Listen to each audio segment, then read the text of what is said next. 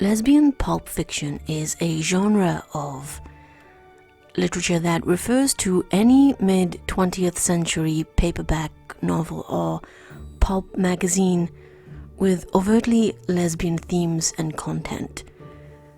Lesbian pulp fiction was published in the 1950s and 60s by many of the same paperback publishing houses as other genres of fiction, including westerns, romances, and detective fiction. Because very little other literature was available for and about lesbians at this time, quite often these books were the only reference the public had for modeling what lesbians were. Stephanie Foote, a scholar of American literature specializing in environmental humanities of the 19th and 20th centuries, from the University of Illinois, commented on the importance of lesbian pulp novels to the lesbian identity prior to the rise of organized feminism. Pulps have been understood as signs of a secret history of readers, and they have been valued because they have been read.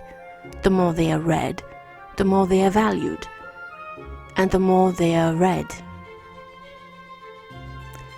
the closer the relationship between the very act of circulation and reading and the construction of a lesbian community becomes. Characters use the reading of novels as a way to understand that they are not alone. These books were sold at drugstores, magazine stands, bus terminals, and other places where one might look to purchase cheap, consumable entertainment. The books were small enough to fit in a purse or back pocket, hence both the brand name and the generalized term pocket books, and cheap enough to throw away when the reader was through with them. In the early to mid-20th century, only a handful of books were published that addressed lesbians as characters in relationships with women. During World War II, the military distributed small paperbacks to its forces, causing a large population of Americans to become accustomed to having access to cheap books, and thus creating a demand for the same easy access to reading material when the soldiers returned home. As a result, in the years after the war, there appeared a new and often subversive trend in publishing that allowed for books to be written, cheaply produced, and widely distributed using technology previously unavailable.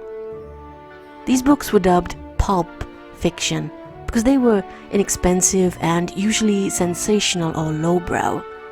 Much like the pulp magazines of the first half of the 20th century, pulps were not necessarily lowbrow. Many pulp authors are now celebrated with commemorative hardcover editions. These mass-market paper books, printed and bound on cheap paper, often addressed dirty topics like drugs, gangs, slavery, crime, murder, and homosexuality. Because the literature was not respected, it was not censored as readily, although most of the larger paper book publishers were wary of postal censorship and, for instance, took care not to publish works that were overly supportive of deviant lifestyles. In terms of lesbian fiction, these books were the only ones available in many locations to people who had no previous access to information or stories that involved lesbian characters. Several publishing houses created special imprints, such as Fawcett's Gold Medal division, to satisfy the demand for pulp fiction. Unlike many publishers, Fawcett made a point of publishing lesbian pulp written by lesbians or sometimes heterosexual women rather than by heterosexual men. It made a significant contribution to the lesbian community to have lesbian authors writing more or less authentic stories about what it was like to be a lesbian, as opposed to only having heterosexual men writing stories about lesbians for the titillation of other men. Hundreds of lesbian pulp titles were published between 1950 and 1969, and millions of copies of each title were often sold. This was part of no social agenda on the publisher's part. They were making quite a bit of money, however prevalent the books were. Purchasing and reading them for many women was the equivalent to coming out to the cashier. Author Joan Nestle called them survival books and described purchasing them. The act of taking one of these books off the drugstore rack and paying for it at the corner was a frightening and difficult move for most women. This was especially true during the atmosphere of the McCarthy trials. Although tame by today's standards, these volumes were so threatening then that women hid them, burnt them, and threw them away. The first paperback to address a lesbian relationship was published as early as 1950, with Women's Barracks by Tereska Torres, published by Gold Medal Books. The story was a fictionalized account of Torres's experiences in the Free French forces in London during World War II. London's Barracks sold 4 million copies and was selected in 1952 to become an example of how paperback books were promoting moral degeneracy by the House Select Committee on Current Pornographic Materials.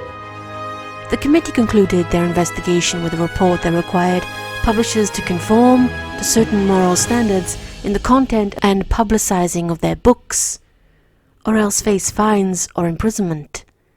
As a result, authors were forced to limit their stories to fit these requirements.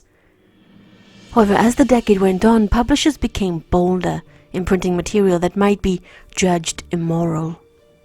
Tereska Torres was a member of the Corps de Volontaires Français within the French Free Forces and worked as a secretary in Charles de Gaulle's London headquarters.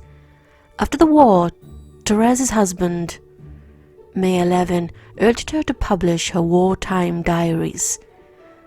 Torres wrote the book as a serious-minded account of wartime situations and on exploration of the way in which conventional mores break down during conflict.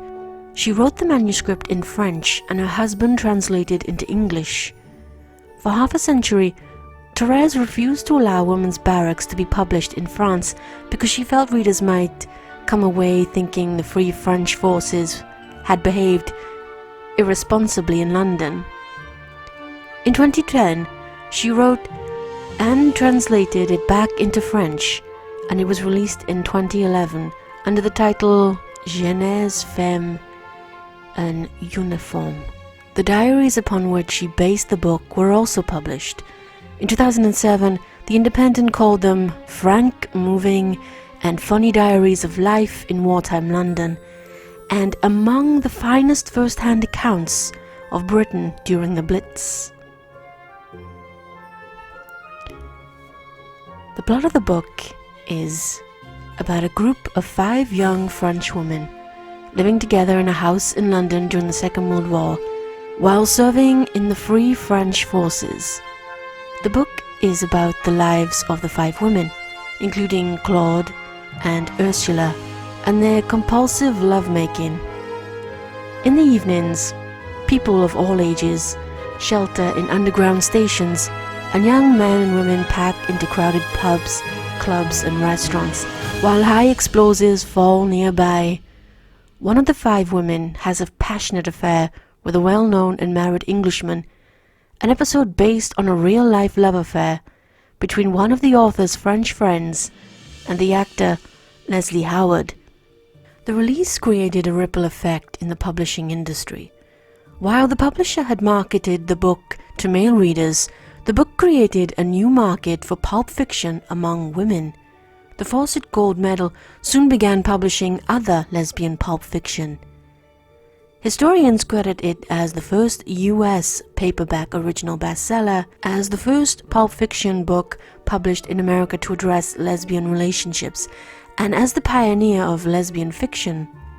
Accounting for the success of Women's Barracks, it is not a coincidence that Gold Medal Books published another paperback with lesbian themes, and in fact eventually published some of the least homophobic books in the genre.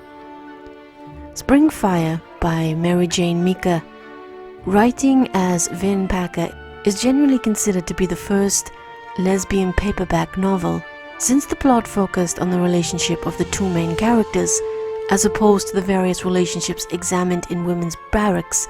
It is also the first modern lesbian novel written by a lesbian.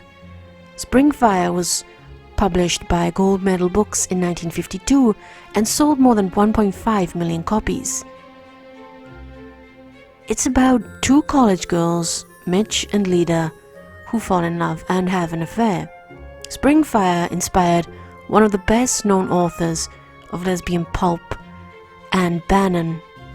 Bannon wrote to Meeker after reading the novel, and Meeker convinced her to submit her own manuscript to Gold Medal Books for publication in the genre. The story is based on an affair Meeker had in boarding school as a teenager. She was awkward and shy in a new school and fell in love with a more experienced older girl. They traded love letters, and the other girl's mother found them on the eve of a weekend trip they were to take together. When the girl's mother approached her, she said she'd rather kill herself than be like me, Meeker remembered. Susan Mitchell, or Mitch, is pledged to the Tri Epsilon sorority at fictional Cranston University.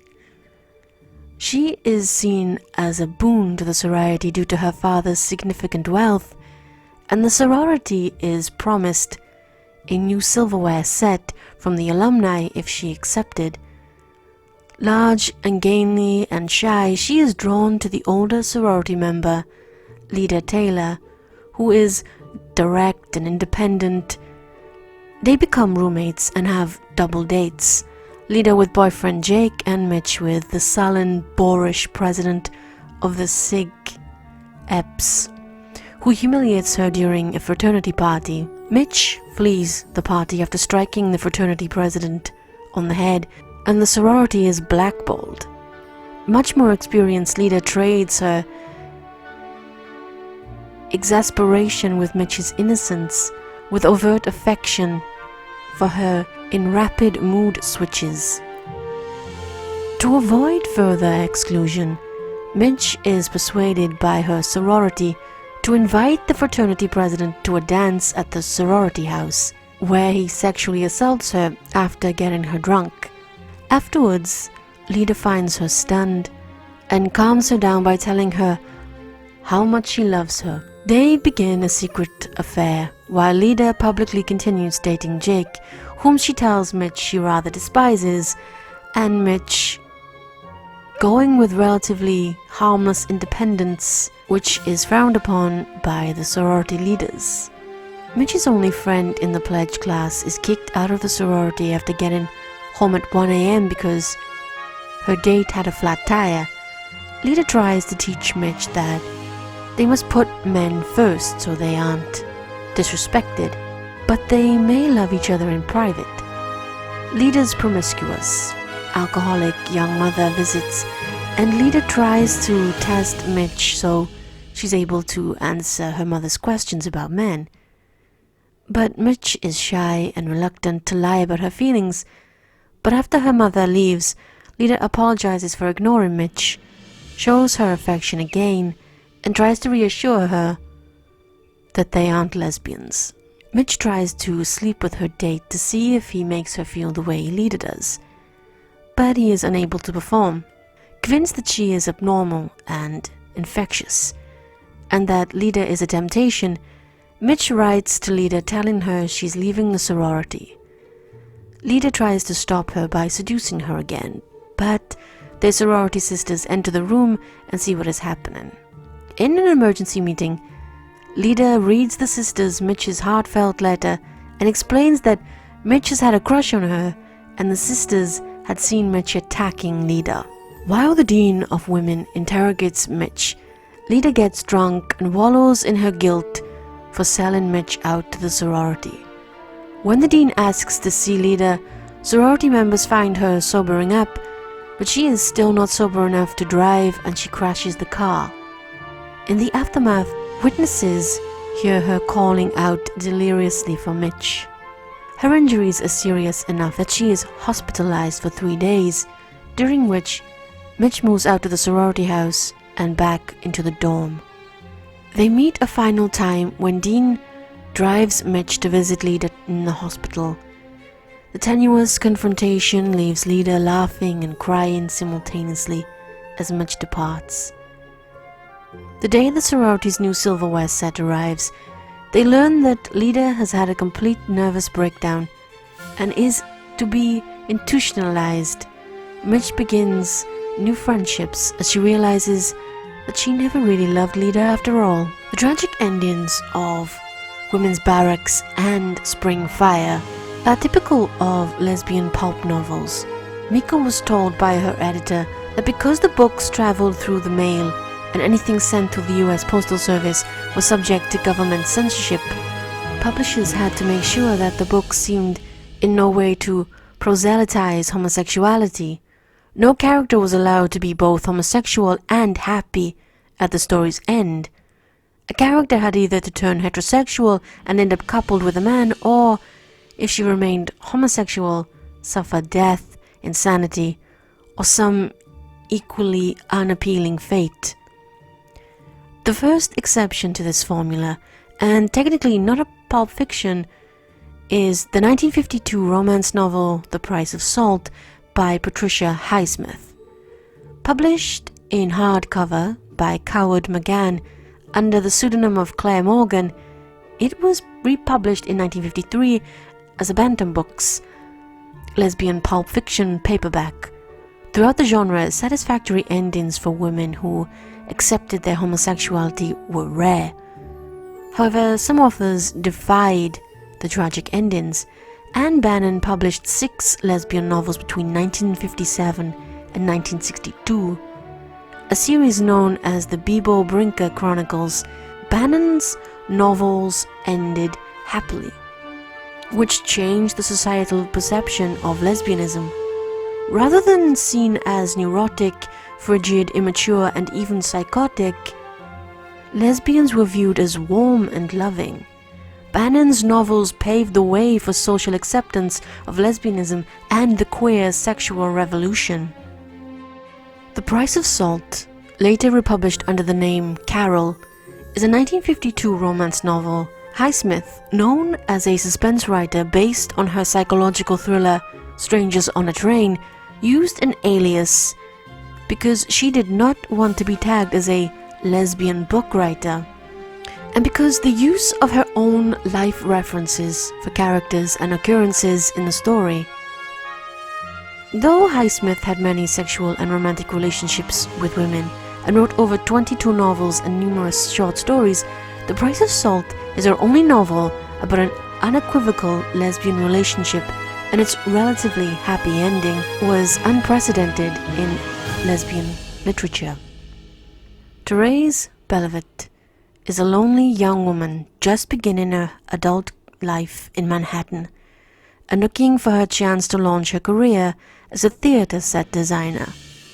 When she was a small girl, her widowed mother sent her to an Episcopalian boarding school, leaving her with a sense of abandonment. Therese is dating Richard, a young man she does not love and does not enjoy having sex with. On a long and monotonous day at work, in the toy section of a department store during the Christmas season, Therese becomes interested in a customer, an elegant and beautiful woman in her early 30s. The woman's name is Carol Aird, and she gives Therese her address so her purchases may be delivered. On an impulse, Therese sends her a Christmas card. Carol, who is going through a difficult separation and divorce and is herself quite lonely, unexpectedly responds. The two begin to spend time together. Therese develops a strong attachment to Carol. Richard accuses Therese of having a schoolgirl crush, but Therese knows it is more than that. She is in love with Carol.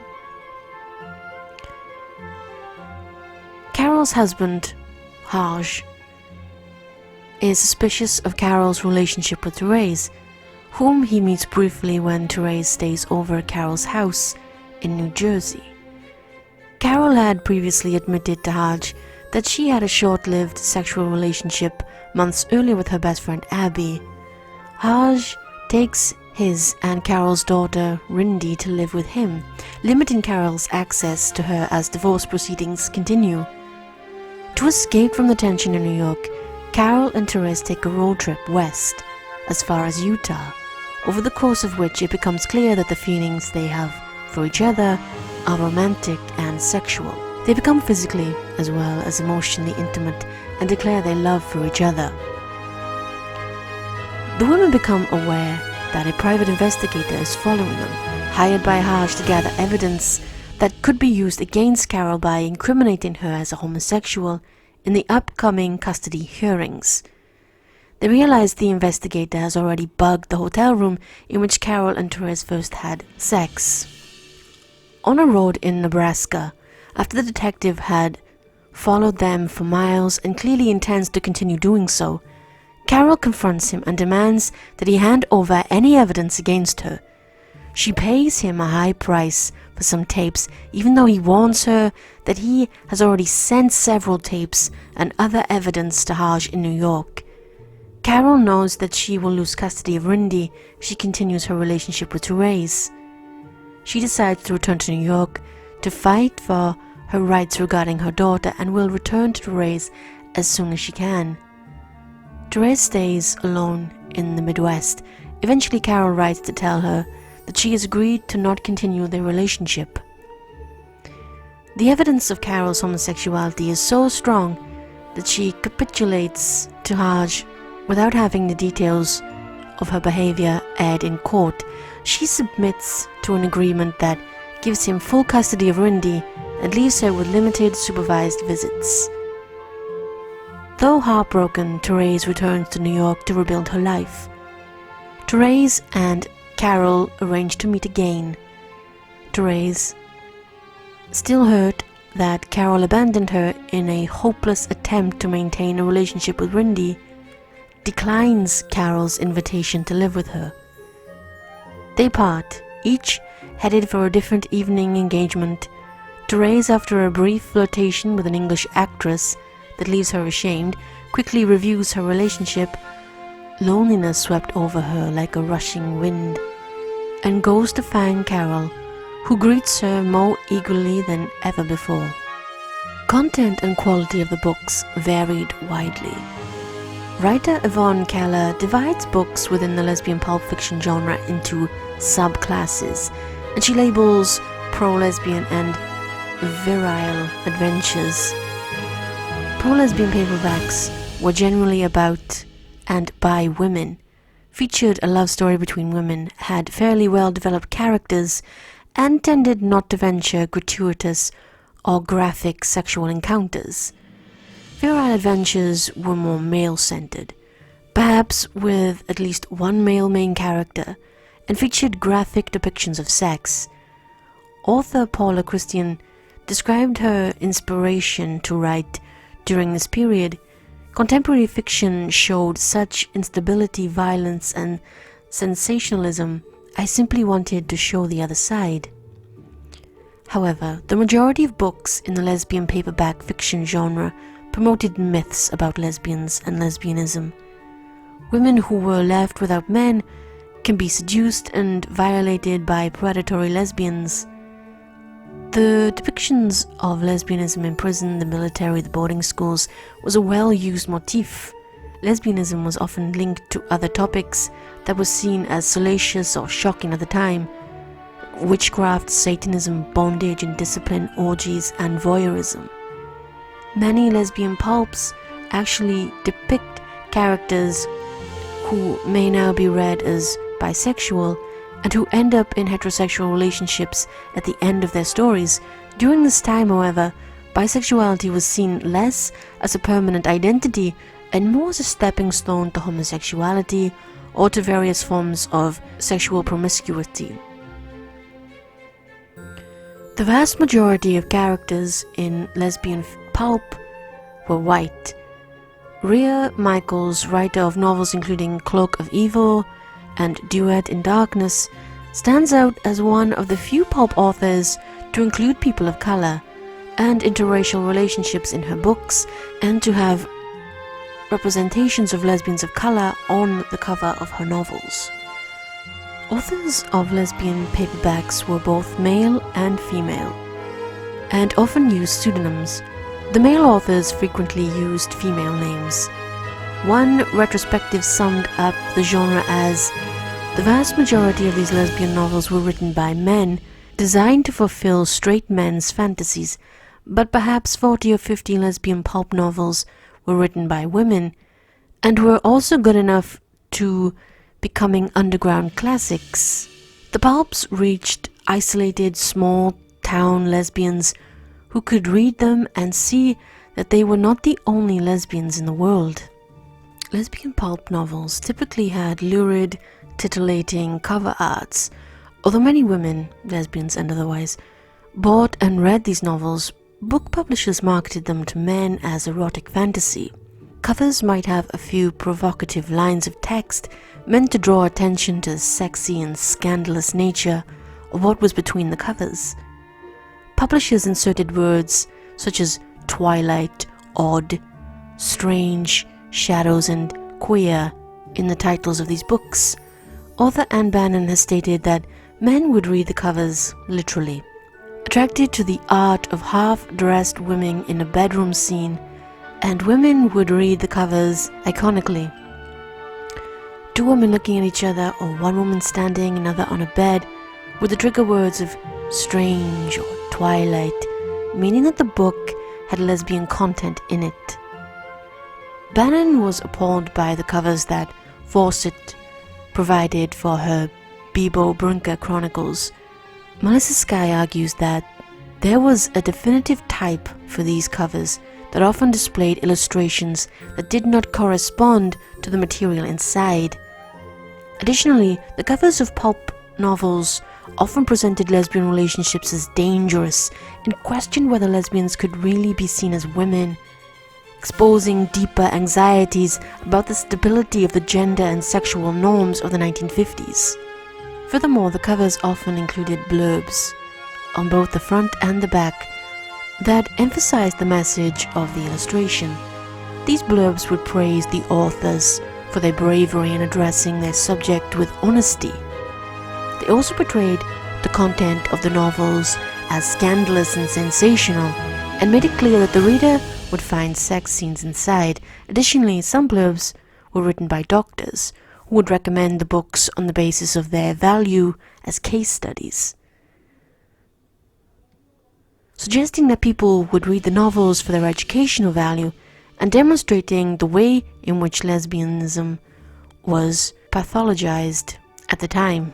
In 1964, Desert of the Heart by Jane Rule and Mrs. Stevens' Here's the Mermaid Singing by May Sarton in 1965 were published by mainstream publishers in hardbook, both enjoying a fairly successful run.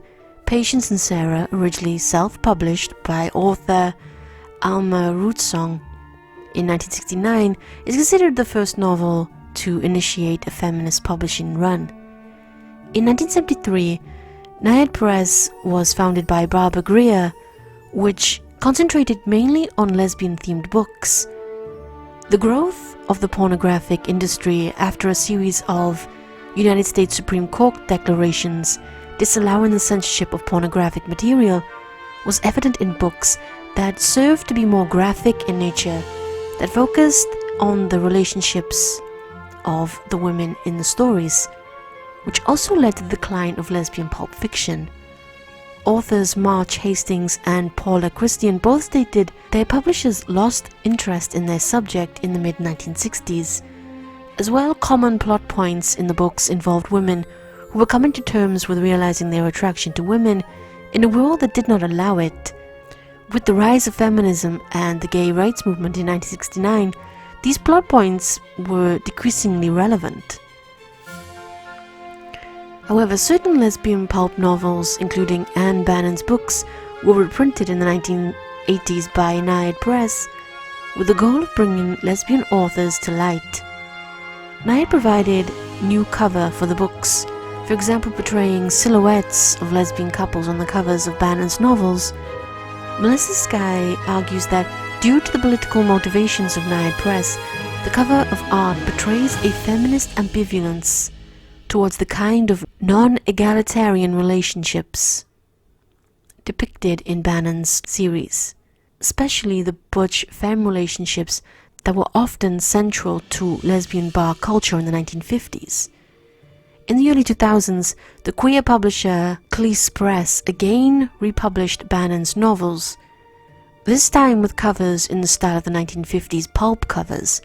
Although the cover illustrations were taken from real pulp novels, they were not the original covers of the Bebo Brinker Chronicles. Sky argues that the Cleese versions emphasize the camp quality of lesbian pulp. In much of the same way as publications in the 1950s and 60s pulp novels was made possible by new technology, another wave of lesbian literature came into existence due to the new technologies of the 1980s to the present. In the 1980s and 90s, lesbian fanfiction surged to the forefront, with hundreds of authors writing stories, novels, and whole series and making them available online via the internet. This online publication continues to be popular to this day. In the 2000s, with increased availability of the internet and awareness of the genre, authorship grew into the tens of thousands. Many of the authors who wrote in the 1980s and 1990s gravitated away from fanfiction and began to write original works, and small presses sprang up to publish that work.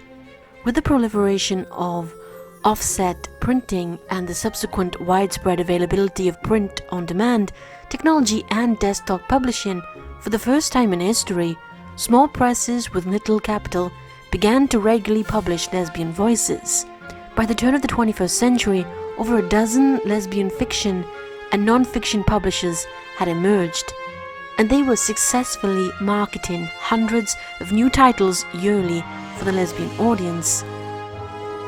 The development of electronic ebooks has made it possible for out-of-print books to be made available again.